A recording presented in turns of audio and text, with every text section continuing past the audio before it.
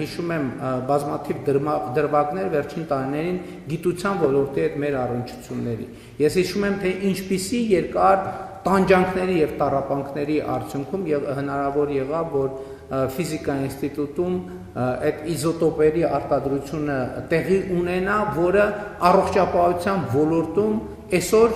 օգտագործվում է եւ ակնհայտորեն դրա օգտագործումը ավելի կընդլայնվի մանավանդ առողջության ապահովագրության համակարգի ներդրման պայմաններով եւ այստեղ շղթայական մենք process ունենք մի կողմից մեր գիտական հաստատությունում լրացուցիչ ֆինանսական միջոցներ են մտնում մյուս կողմից մեր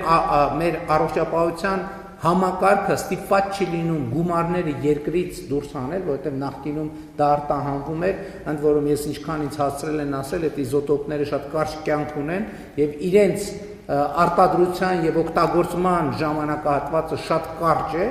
եւ նաեւ մյուս կողմից մենք մասնավորապես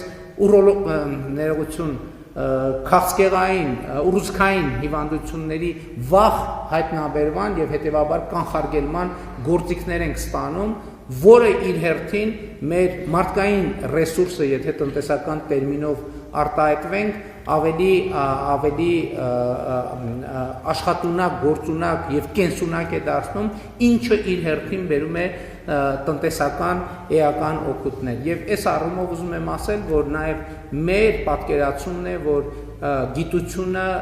եւ գիտական հանրությունը քաղաքականությունների մշակմանը մասնակցության ավելի մեծ ծավալ եւ ներկայություն պետք է ունենա, բայց նաեւ շատ դեպքերում այդպես է նույնիսկ այն պայմաններում, երբ որ իրենք գիտնականները դրա մասին չգիտեն։ Ես վերջին շրջանում առիթ եմ ունեցել ասելու, որ վերջին տարիների մեր քաղաքականությունները մասնավորապես ուղիղ կապ են ունեցել նաև մեր պատմության ընթերցման եւ վերընթերցման հետ։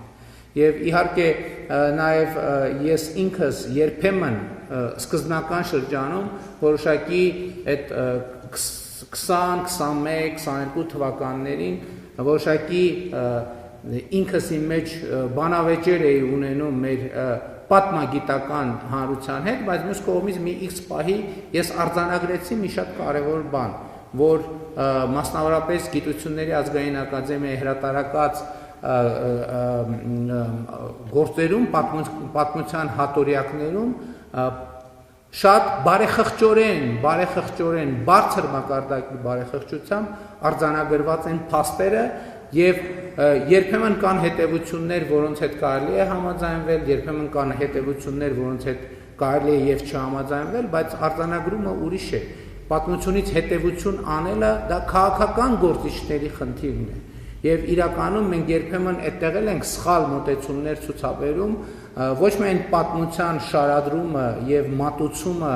արտապատվիրակելով պատմաբաններին, այլև հետևություններ անելը, որը հենց գիտությունը դնում է ոչ այնքան ճիշտ դիրքում, որովհետև պատմությունից հետևություն անելը առաջին հերթին քաղաքական խնդիր է, առաջին հերթին եւ դա քաղաքական գործիչների, քաղաքական առաջնորդության խնդիրներն է, եւ ես վստահաբար կարող եմ ասել, որ վերջին տարիների մեր երբեմն վիճահարույց քաղաքականությունները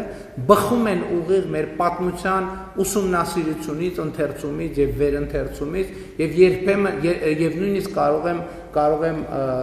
երբեմն ուղիղ նշումները ցույց տալ, թե որ սա ասում եմ անդրադառնալով այն հայտնի խոսույթից, թե պատմությունից պետք է դասեր քաղել։ Ես նույնիսկ կարող եմ իմ կարդացած հատորյակների մեջ գույներով, մարկերներով ընդգծված հատվածները ներկայացնելով ասել, թե որ հատվածը հատկապես ինչ հետևությունների եւ ինչ քաղաքական որոշումների հիմքում է կանգնած։ Ընդհանուր առմամբ ես կարծում եմ, որ այո, մենք խոսում ենք պետության զարգացման մասին, որովհետև գիտության զարգացումը ինձ համար եւ մեր կառավարության համար առանձին վերցրած ոլորտ չէ եւ կներեք հազար ներողություն, գիտության զարգացումը ինքնին առանձին վերցրած իմաստ չունի, այսինքն գիտությունը զարգանա որ ինչ, որովհետև գիտության զարգացումը մեզ համար պետության զարգացում է։ Մենք այսօր պատմամշակութային հուշարձանների վերականգնման պեղումների վրա էլի ահռելի միջոցներ ենք ծախսում եւ նաեւ գիտության ոլորտի ֆինանսավորման ավելացումները մի տողով վերաբերվում են նաեւ հնեաբանությանը, հուշարձանների պահպանությանը, բայց ես ուզում եմ ասել, որ սա շատ կարևոր է մեր ինքնության համար։ Մենք ինքներս մեր ինքնությունը ոչ միայն պահպանելու, այլև զարգացնելու, ինքներս մեզ ավելի լավ ճանաչելու տրամաբանությամբ, բայց ելի ուզում եմ վերադառնալ տնտեսությանը, որովհետև ամեն մի ներդրում այդպիսի պատմամշակութային հուշարձանի վրա ինքը զբոսաշրջիկների հոսքեր է ավելացնում դեպի Հայաստանի Հանրապետությունը, որը իր հերթին ավելացնում է պետական եկամուտները եւ մասնավոր հատվածի եկամուտները, որը իր հերթին մեզ հնարավորություն է տալիս ավելի մեծ ֆինանսավորում ուղղել դեպի գիտություն, եւ սա մի շրջանաձև process է եւ կարծում եմ նաեւ այս ոլորտային մեր մոտ տեղայնությունը ինչպես հայտնի է, բոլորս ենք դրա հետ առնչվում, շատ է տարածված եւ մարզային, եւ գյուղային, եւ թաղային, եւ ոլորտային տեղայնություն։ Ինձ թվում է հիմա մեր մեծագույն խնդիրներից մեկը այդ բոլոր տեղայնացված ոլորտները առնվազն կամրջելն է, որպես մենք հասկանանք, որ գործ ունենք շրջափուլի հետ, որովհետև Հայաստանի Հանրապետությունում գոյություն չունի առանձին վերցրած թաղ, գոյություն չունի առանձին վերցրած գյուղ, առանձին վերցրած համայնք, եւ նաեւ դրա համար մենք ճանապարհների հիմնանորոգումը եւ կառուցումը վերականգնումը շատ են կարեւորում, որովհետեւ այդ առանձնացումը երբեմն ենթակառուցվածքային բացակայություններին մարդկանց անուղղակի արձագանքն է եւ գուցե այդպես է նաեւ ոլորտների դեպքում, բայց մենք չենք պատկերացնում առանձին վերցրած գիտության ոլորտ, ել չեմ ասում գիտության մեջ առանձին վերցրած ոլորտներ եւ շատ կարեւոր է, որ մենք մեր ոլորտները, մեր երկիրը համախմբենք մեկ նպատակի շուրջ։ Եվ այդ նպատակը Հայաստանի Հանրապետությունն է, մեր պետության զարգացումը, բայց պետությունը, ինչպես առիթ ունեցել եմ ասելու, կիսվելու մեր պատկերացումներով մի կողմից եւ նպատակ է եւ միջոց։